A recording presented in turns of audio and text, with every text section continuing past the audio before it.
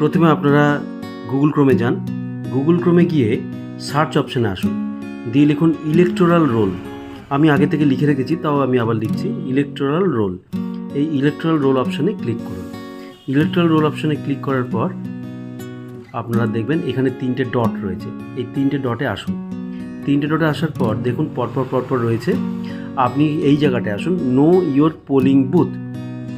Know your polling বুথে আপনি click করুন। নো ইয়োর পোলিং বুথে ক্লিক করার সঙ্গে সঙ্গে দেখুন একটা এপিক নাম্বার চাইবে। আপনি যে এপিক নাম্বারটা আমি দিচ্ছি, এটা আমার এক পরিচিত আত্মীয়র, কিন্তু আমি এটা ব্লার করে দেবো যাতে কারোর, আমি একটা নিয়ে দেখাচ্ছি আপনাদের।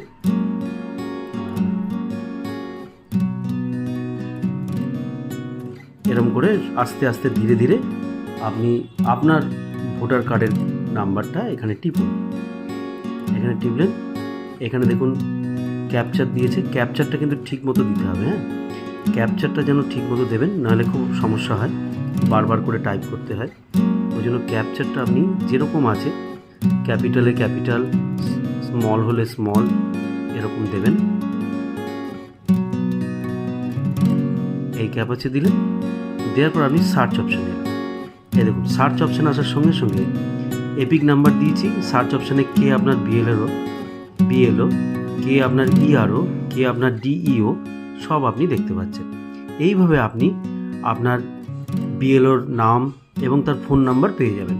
তাহলে আপনি একদম কেন্দ্রীয় সরকার দেওয়া ইলেকশন কমিশনের ওয়েবসাইট থেকে কে আপনার অ্যাকচুয়াল বিএলও সেটা আপনি জানতে পারছেন।